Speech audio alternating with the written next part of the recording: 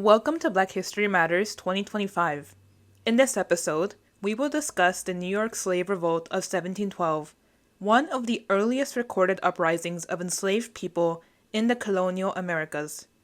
We will also think about how this historical event connects to themes regarding slavery in the northeastern United States and how it would eventually create the momentum needed to eventually abolish slavery in the state of New York.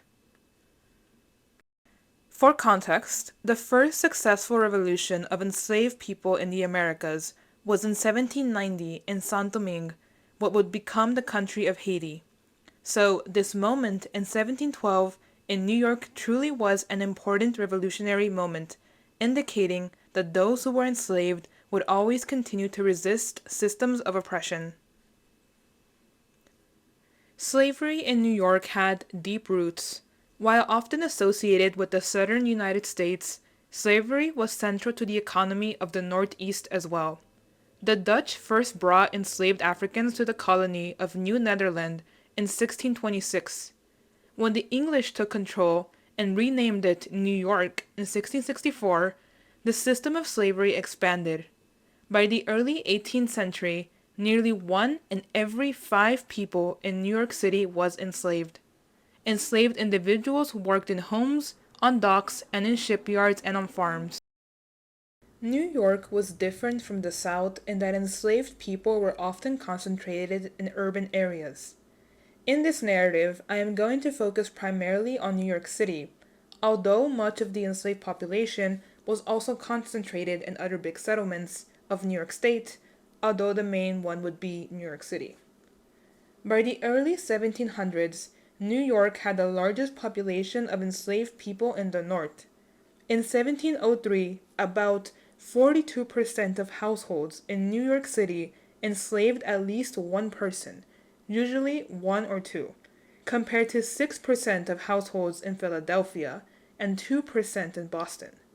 This was a higher percentage than any other city in the country, except for Charleston, South Carolina.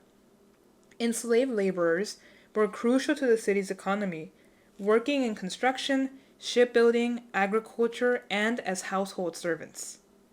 This created unique conditions for resistance.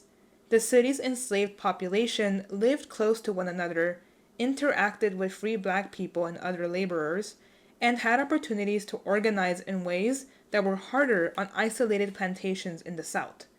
Therefore, the urban space in which the enslaved of New York City existed is a critical part of this story. Despite being a province in the North, New York did have strict laws that controlled black people's movements and actions. In 1702, the colony passed a law that gave harsh punishments for enslaved people accused of violence against their enslavers. This was the state's first comprehensive slave code, under the English, not the Dutch, consisting of 6 major clauses clarifying the legal status of the growing enslaved population of the province. For example, one clause stated, "Free men are forbidden from engaging in trade with enslaved people at risk of being fined £5."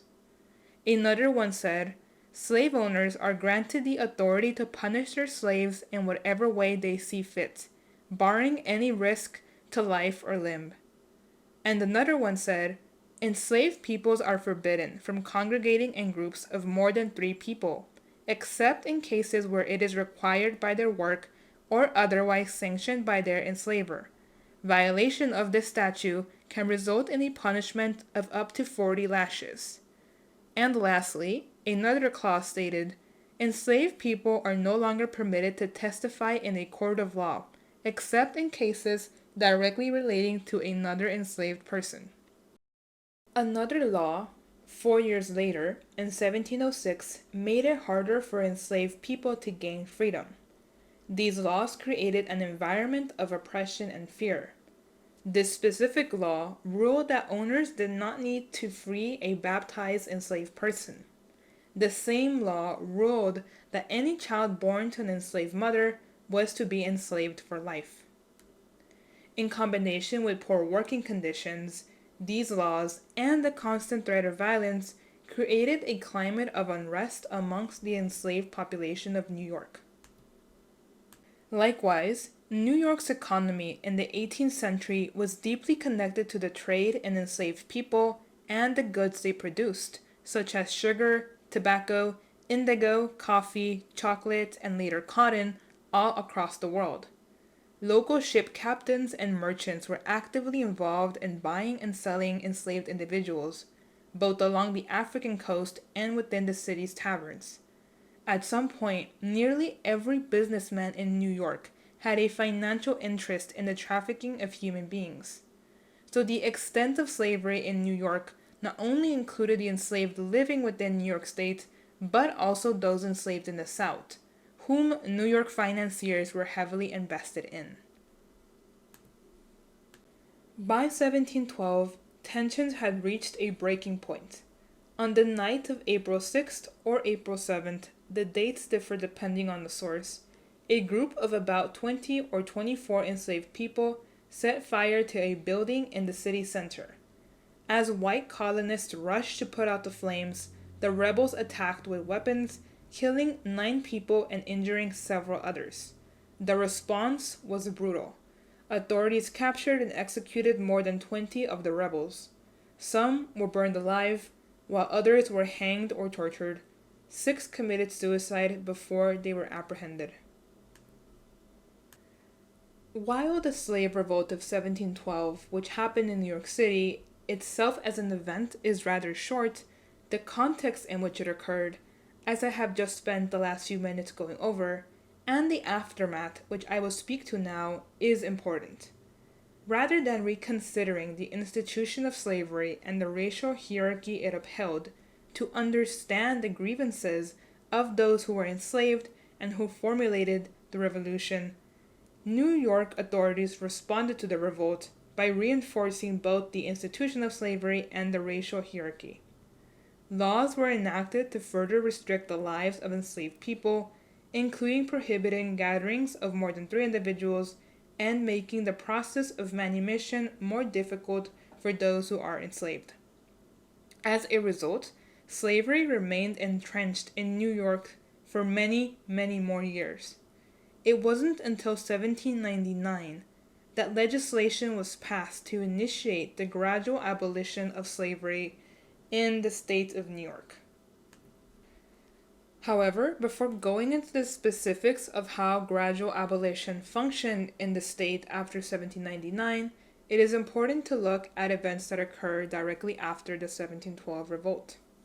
Specifically, as I mentioned, after the revolt, the state decided to implement harsher laws. In 1715, for example, the state passed even more restrictions, restricting the ability for enslaved people to gather in groups because they feared further revolts. Punishments for rebellion also became even more severe as a form of deterrence. However, instead of weakening resistance, these laws fueled even more unrest. Another major slave conspiracy was uncovered in 1741, resulting in mass arrests and executions. In 1741, economic hardships in New York City heightened tensions between enslaved individuals involved in commerce and working-class white colonists who feared losing their jobs to those who were enslaved.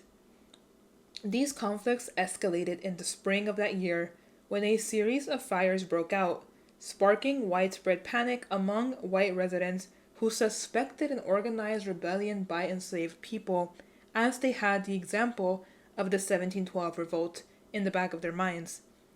One of the most significant fires destroyed Fort George in Lower Manhattan. The events that followed became known as the New York Conspiracy of 1741 or the Slave Insurrection.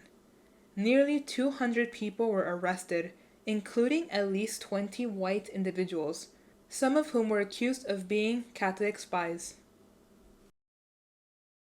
To illustrate the class conflict dynamic of this conspiracy, the prosecution of the conspiracy relied heavily on the testimony of a woman named Mary Burden, a 16-year-old Irish indentured servant who was incentivized with the promise of a substantial reward. Her statements were often inconsistent, with new details emerging only under pressure. The alleged conspiracy was framed as an attempt by white conspirators to seize control of the city government, aided by enslaved people who were supposedly promised their freedom in exchange for their participation. This illustrates the ways in which white people saw authentic slave revolts as inconceivable. However, this event demonstrates that the slave revolt of 1712 was only the beginning of these tensions that would eventually lead to the abolition of slavery across New York State, but also speaks to the authentic nature of the revolts that were often inspired and co-created by those very enslaved people. Another very important lesson to draw from the revolt of 1712 is to highlight the fact that slavery was not just a Southern institution. It was deeply embedded in the economy and society of the North. It shows that enslaved people resisted their oppression at every opportunity, often at great personal cost, knowing the punishments they would face were they caught. Even in this area of the supposedly free North, they felt themselves pushed to revolt. We are often taught in stories of Southern enslaved people who had to seek their freedom through escape to the North, through means like the Underground Railroad. However, enslaved people in the North themselves, specifically in this moment of the 18th century, also had to find their way to freedom. I also want to think about whether or not we can conceive of these revolts as successful. They may not have been successful for the individuals who partook in them. However, the long-run story of the abolition of slavery in New York State tells a slightly different narrative. Slavery in New York continued for more than a century after the revolt. However, pressure from abolitionists, including free black activists and religious groups, gradually led to change. In 1799, as I mentioned earlier, New York passed a gradual emancipation law, freeing children born into slavery after that date, though they were still required to work as indentured servants for years. The law specifically said that children born to enslaved mothers after July 4th, 1799 were considered free. However, male children had to serve their mother's masters until they were 28, and female children had to serve them until they were 25.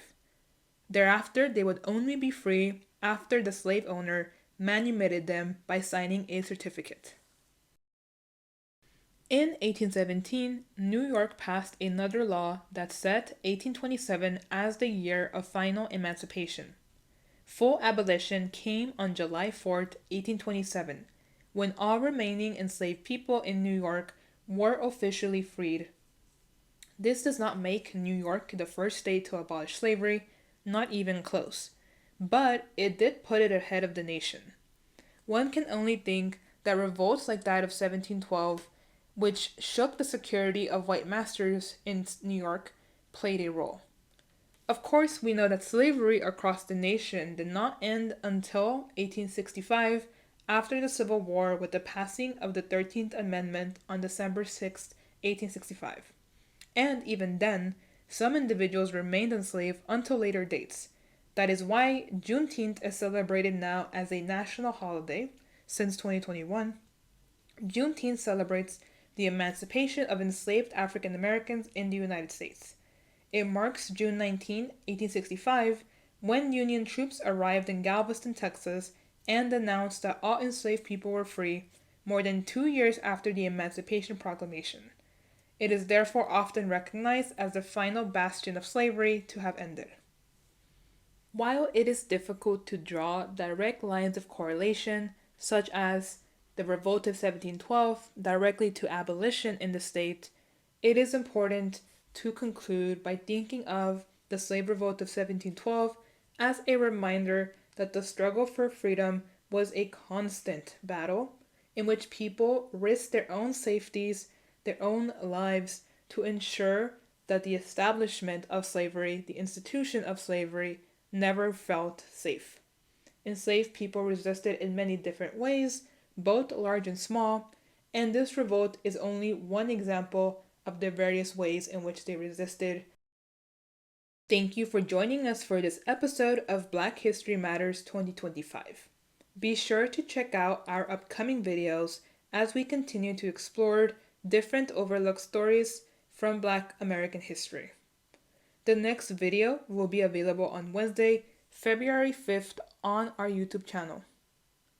If you'd like to leave any feedback on this particular video or the program, the link on your screen will also take you to a survey where you can leave this feedback.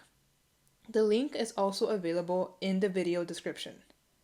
You are also more than welcome to contact the National Abolition Hall of Fame and Museum at the contact info on your screen, or to leave a comment in the comment section below. Thank you very much.